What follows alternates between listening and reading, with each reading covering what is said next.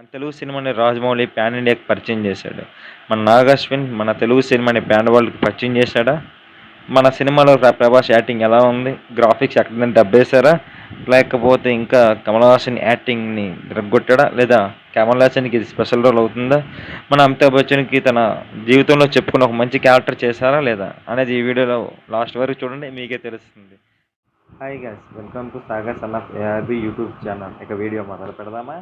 ముందుగా కల్కి ప్లాట్ విషయానికి వస్తే సేమ్ ట్రైలర్లో ఏం చూపించారో అదే టాపిక్. సినిమాలో ఏమైనా మైండ్ పాయింట్స్ ఉన్నాయంటే, హైలైట్ పాయింట్స్ ఉన్నాయంటే first of all story selection.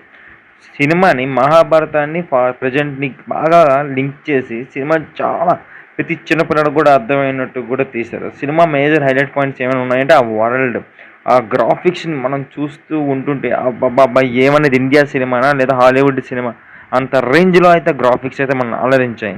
As యూజ్గా Prabhas acting అయితే గూ గూ goose bumps. And Amitabh Bachchan ఇంకా మనకు సినిమా చూసినప్పుడల్లా హీరో ఎవరు? అమితాబ్ బచ్చనా ప్రభాస, అమితాబ్ బచ్చనా ప్రభాస. ప్రతి సీన్లో ఇద్దరికి జరిగే ప్రతి ఫైట్ కూడా చాలా చాలా చాలా చాలా అద్భుతంగా అయితే జరగడం జరిగింది. ఒక్కొక్క ఫైట్ చూస్తుంటే బాగా గూస్ బంప్స్ వస్తుంటాయి. ఎంతటికి తగ్గని అశ్వత్థామ ఎంతైనా అది నాదే అనుకున్న మన ప్రభాస్ ఇద్దరు హోరగా పోటీ చేసి ఫైట్ చేసి చాలా వరకు సినిమాను ఒక రేంజ్లో తీసుకెళ్లారు. కానీ సినిమా ఫస్ట్ హాఫ్ అయితే చాలా డల్గా స్టార్ట్ అవుతుంది.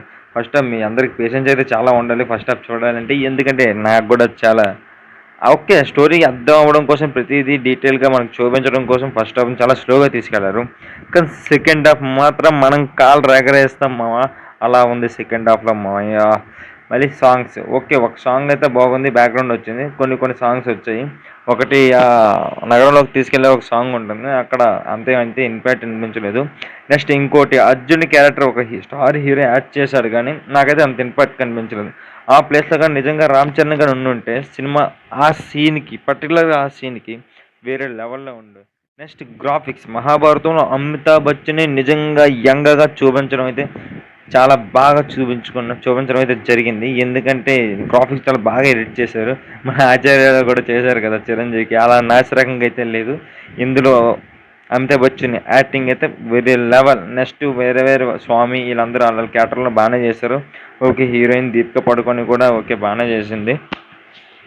చాలా చార్క్ రూస్ట్ అయితే ఉంది.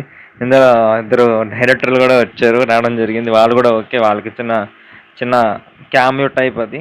ఓకే, వాళ్ళు బాగానే యాక్ట్ చేశారు అక్కడ. నెక్స్ట్ గ్రాఫిక్స్, మహాభారతంలో అమితాబ్ బచ్చన్ నిజంగా యంగ్గా చూపించడం అయితే చాలా బాగా చూపించడం అయితే జరిగింది. ఎందుకంటే గ్రాఫిక్స్ చాలా బాగా ఎడిట్ చేశారు. మన ఆచార్య కూడా చేశారు కదా చిరంజీవికి, అలా నాసిరకంగా అయితే లేదు ఇందులో. అమితాబ్ బచ్చన్ యాక్టింగ్ అయితే వేరే లెవెల్. నెక్స్ట్ వేరే స్వామి వీళ్ళందరూ వాళ్ళ క్యారెక్టర్లో బాగానే చేశారు. ఓకే, హీరోయిన్ దీపిక పడుకొని కూడా ఓకే బాగానే చేసింది. చాలా చార్క్ రూస్ట్ అయితే ఉంది. ఇందులో ఇద్దరు డైరెక్టర్లు కూడా రావడం జరిగింది. వాళ్ళు కూడా ఓకే, వాళ్ళకి చిన్న చిన్న క్యామియో టైప్ అది. ఓకే, వాళ్ళు బాగానే యాక్ట్ చేశారు అక్కడ.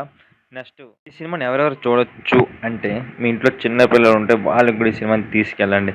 ఎందుకంటే ఆ విజువల్ వండర్స్, మహాభారతానికి ఎలా ఇంటర్లింక్ అయింది, మహాభారతంలో మెయిన్ పోర్షన్స్ ఉంటాయి. అబ్బబ్బా పోర్షన్స్కి నెక్స్ట్ విలన్ బాబా ఏమైనా ఉందా, ఆ వాయిస్ బేస్తోనే ఎక్స్ప్రెషన్స్తోనే విలన్ కనిపించి చాలా తక్కువ సేపు అయినా మన కమల్ హాసన్ గారు లిటరల్లీ మనకైతే భయం కల్పించారండి.